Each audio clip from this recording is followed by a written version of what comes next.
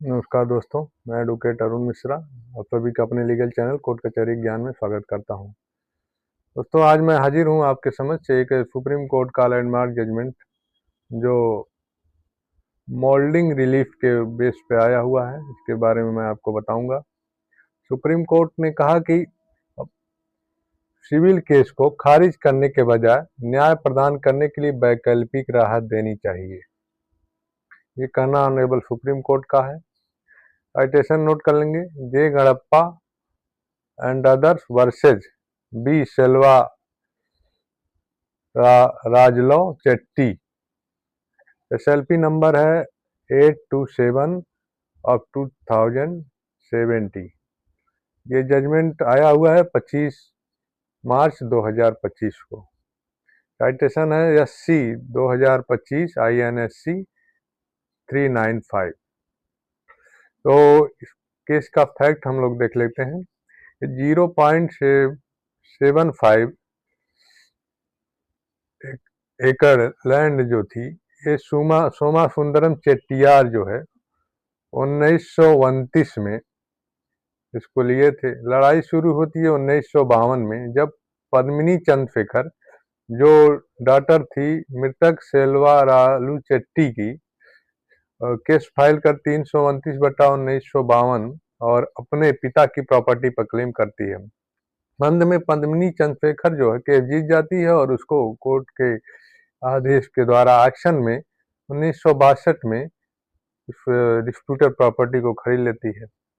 बाद में इसी प्रॉपर्टी पर एक ट्रस्ट बनाती है, एक ट्रस्ट का निर्माण करती है और 1972 में अपनी प्रॉपर्टी को ट्रस्ट को दे देती है और कुछ इंडिविजुअल जो होते हैं उनको भी वो लिए विक्रय करती है। तो 1992 में कुछ डिफेंडेंट ने कुछ प्रॉपर्टी पर कुछ कुछ लोगों को ये सेल कर देते हैं बिना कोई किसी लीगल अथॉरिटी के। तो जो ट्रस्ट होता है वो एक केस फाइल करता है 1992 में।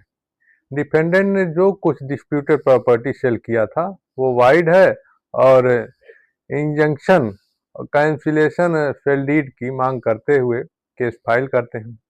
तो इसमें लीगल इश्यूज हैं, देखेंगे। वैलिडिटी जो है 1952 की सेल डीड की क्या वैलिडिटी रहेगी और ऑनरशिप और टाइटल किसके पास था, और पद्मिनी चंद्रशेखर इस प्रॉपर्टी की एक्चुअल ऑनर थी जीवित अपने जीवन काल में। तो ट्रस्ट का विल जो होता है वो किसके माध्यम से हुआ और क्या उसका टाइटल ट्रस्ट के पास है, और effect of court action cell जो होता है, क्या एक्शन सेल जो हुआ वो इफेक्टिव है। तो कोर्ट ऑर्डर सेल 1962 में असली मालिक जो है पद्मिनी चंद्रशेखर के द्वारा ही ये ट्रस्ट को अपनी संपत्ति विल किया जाता है। और इसमें देखेंगे लीगल प्रोविजन में TP एक्ट 1882 जो है और सेक्शन 54 और सेक्शन 56 जो है यहाँ लागू होगा कि नहीं ये देखेंगे। इंडियन कॉन्ट्रैक्ट एक्ट का 1872 जो है का सेक्शन 126 और सिविल प्रोसीजर कोड 1908 का ऑर्डर 21 रूल 92 जो ऑक्शन सर्टिफिकेट के लेकर है, ऑर्डर 21 रूल 94 ये इसमें लागू होगा। और तो कोर्ट ने इसमें जो है मेन रूप से ऑनरेबल हाई कोर्ट इलाहाबाद ने इसमें जो है ट्रस्ट के पक्ष में ही आदेश किया और कहा कि ये सेल डीड जो है कुछ लोगों के द्वारा जो किया गया है ये वाइड है, क्योंकि इनको सेल डीड का अधिकार नहीं था और ये जो है नल एंड वाइड घोषित कर दिया। चूंकि ट्रस्ट ने जो है केवल कैंसिलेशन ऑफ सेल डीड का ही रिलीफ अपने प्लेंट दावे में मांगी थी, लेकिन हाई कोर्ट ने उसको जो है रिकवरी या प्रोजेक्शन की भी रिलीफ प्रदान की। तो ये किस तरह से किया? ये doctrine of moulding the relief, इसके द्वारा कोर्ट को ये पावर होता है, लीगल वे में हम इसको समझते हैं कि doctrine of moulding of relief, court का फर्ज बनता है कि यदि आप न्याय करो तो सिर्फ टेक्निकली ग्राउंड पर केस को खारिज नहीं कर सकते, क्योंकि लंबे समय तक चल रहे केस को खारिज नहीं किया जाना चाहिए बल्कि न्याय होना चाहिए। तो इसमें हाई कोर्ट ने कहा कि if the relief sought in a suit can not be granted और if granting an alternative relief can expedite litigation, the court has the authority to mould the relief instead of dismissing the suit. तो court का कहना था कि न्याय होना चाहिए और इसके लिए जो है आप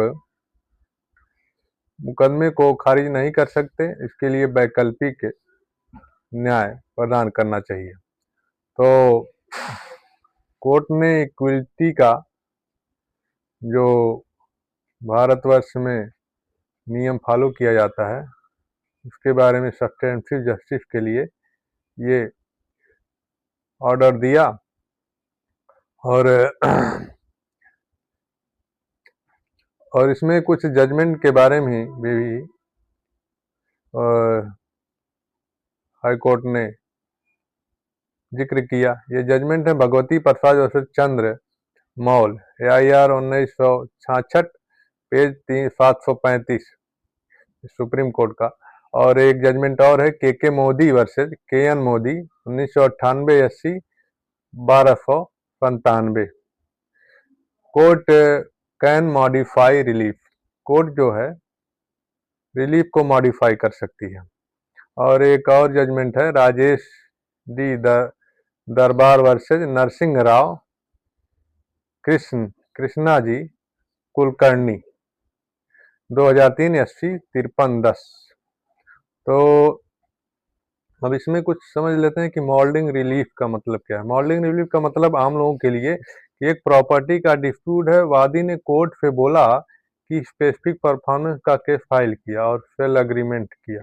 कोर्ट को परेशानी हुई कि SP स्पेसिफिक रिलीफ में वादी कॉन्ट्रैक्ट जो किया था वो डिफेक्टिव था, यानी जो रिलीफ उसने मांगा वो उसको प्रदान नहीं की जा सकती। तो कोर्ट जो है इसके लिए एक मोल्डिंग रिलीफ जो है कंपनसेशन, उसको कंपनसेशन की रिलीफ ग्रांट कर दी। तो इस प्रकार जो है कोर्ट ने न्याय किया और मोल्डिंग रिलीफ के तहत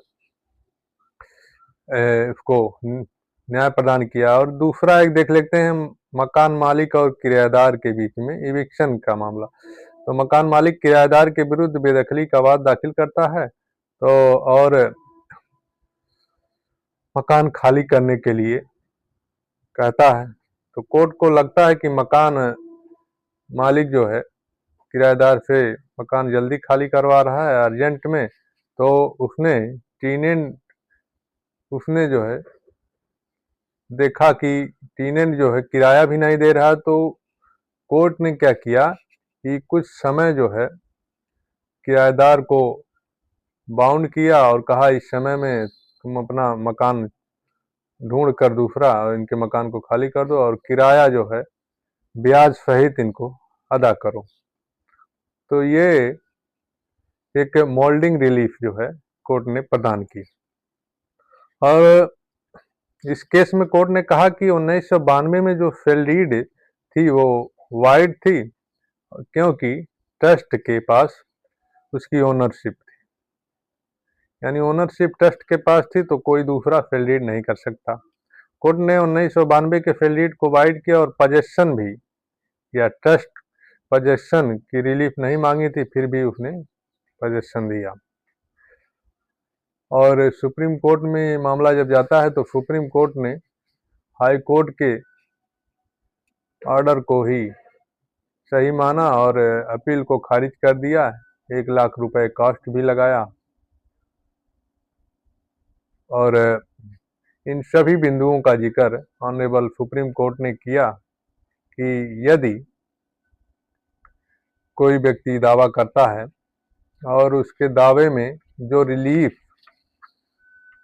जो उपचार वो मांग रहा है, वो अगर प्रदान नहीं की जा सकती, तो कोर्ट को ये पावर है कि वो जो है मोल्डिंग रिलीफ उसको प्रदान करे, न कि उसका दावा खारिज करे। तो उसको कोर्ट को चाहिए कि वैकल्पिक जो है न्याय प्रदान करना चाहिए और उस व्यक्ति को राहत प्रदान करनी चाहिए। तो ये बहुत